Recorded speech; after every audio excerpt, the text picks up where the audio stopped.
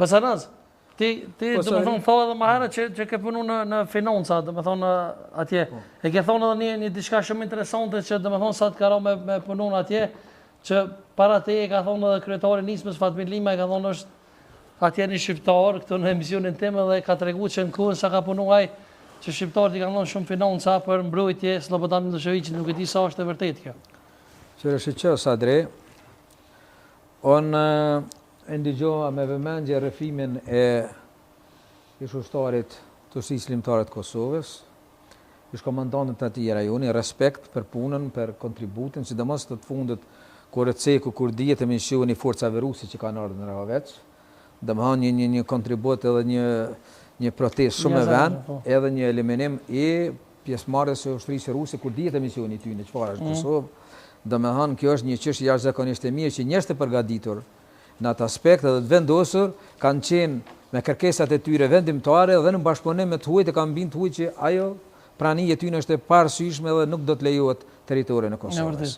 Domethënë kjo është një histori që ka lavdata, ka respekt, por edhe do të shkruhet historinë tonë më të re, më të lavdishme që kemi. Po ato të kthehem pyetjen tuaj të qartë, Sadri, na tash e përmeni edhe ish komandanti i ushtrisë shqiptare të Kosovës, disa çështje që për fatin e keq të Kosovës, edhe disa ashtu quajtur shqiptar kanë bashkëpunuar dhe kanë qenë pjesë përbërëse të UDB-s të Serbisë. Kjo është për të ardhur keq, edhe bindja ime është që një njeri që ndihet shqiptar, që ka lind shqiptar, nëse bën atë çështje punon për armikun, besoj që mas pak të mund ta quajmë shqiptarët. Është e vërtetë ajo Basanaz që ke thonë herën e parë që kanë dhënë shumë financa për me mbrojtje. Po qyre na kem tash edhe shqiptarë që jetojnë në Beograd, kem shqiptarë që jetojnë në Serbi, kem shqiptarë janë zbuluar kohën e fundit edhe bashkëpunëtor të shqiptar me forcat me UDB-n serbe. Po edhe atje domethënë ka pas njerëz që kanë jetuar, kanë vepruar dhe kanë pa që pushteti i Serbisë duhet të ushtrohet edhe në Kosovë, kështu që një numër i tyre, jo njerëzve që ja dojnë të mirën e Kosovës,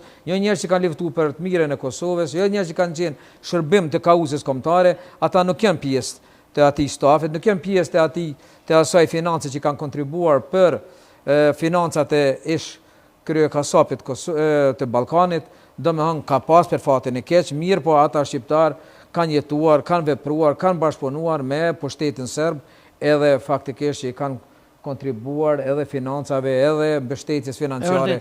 Për shkurtimisht mund më rikthy se rikthehemi prapë në temë, po me që jemi këtu te Slobodan Miloševići, kasapi i Ballkanit, flitet kanë dalë çdo teori konspirative që ai mund të jetë gjallë kësaj gjona.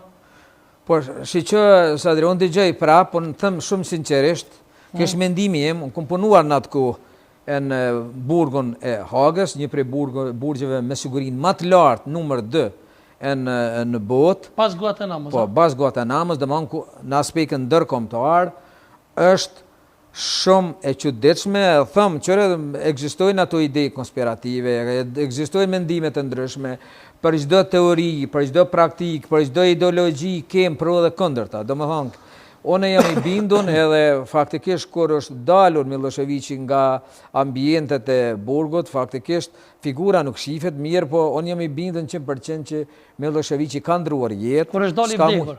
Po s'ka mujta më përballue atij regjimi, edhe çështja e atij shëndetit i ka shkuar shumë mbrapa, domethënë ditët e fundit para vdekjes, edhe ka përdorur shumë medikamente. Domethënë ai definitivisht ka vdek. Po, ekzistojnë këtu teori, ekzistojnë mendime konspirative që mu nuk ma mushin mendjen tash. Njerëzit mund të flasin, mund të thojnë mirë, po mendimi im është që ai ka vdek. Kthehemi përsëri te gjykata speciale, Basanaz, po thuhet që gjykata speciale dhe dihet mirëfilli që është e formuar prej ligjeve të Republikës së Kosovës.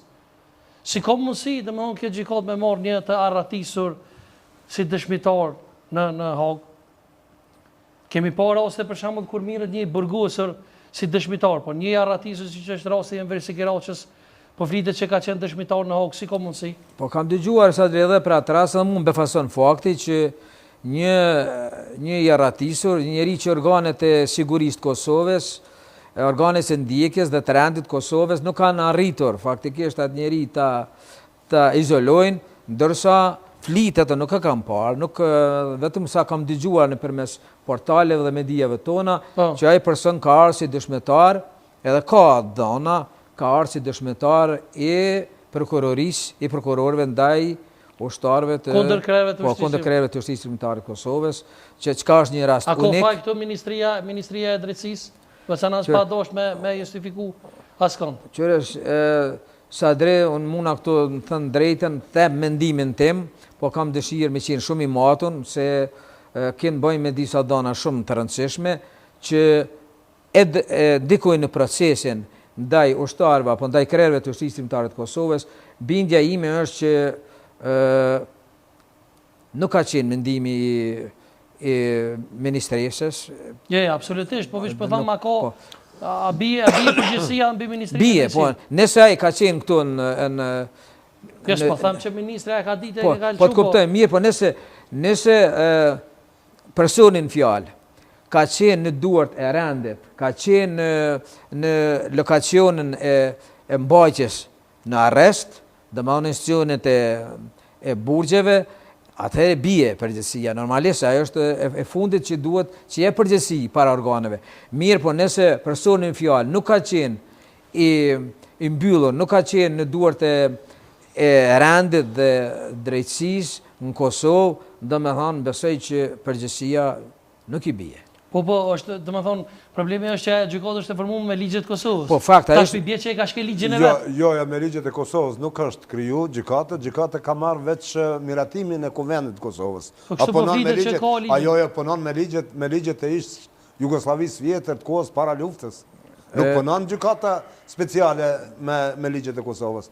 Kur gjë nuk ka të bëjë me ligjet e Kosovës. A pajtohet personazh? Jo, ajo është e ditë, gjykimet që bëhen, procesi gjykime bëhet me ish kushtetutën Jugoslave, dhe më thënë, ala sa ka qenë Serbia dhe Malizi. Nuk ka të bëjë gjykime me vetëm se miratimin e ka marrë të Kuvendit për formimin e gjykatës speciale të Kosovës.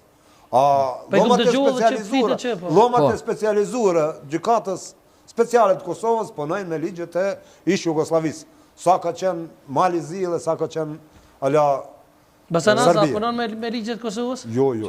Që unë e ndëgjova të nderuarin, dihet fakti se si u formue tashim idhtar të asaj që u formue për fatin e keq të Kosovës, për fatin e keq të luftës, për fatin e keq të kombit, është formua ajo gjykatë me miratimin dhe me dhënien dakordimit të institucionit më të lartë legjislativ të shtetit Kosovës, të Kuvendit Kosovës.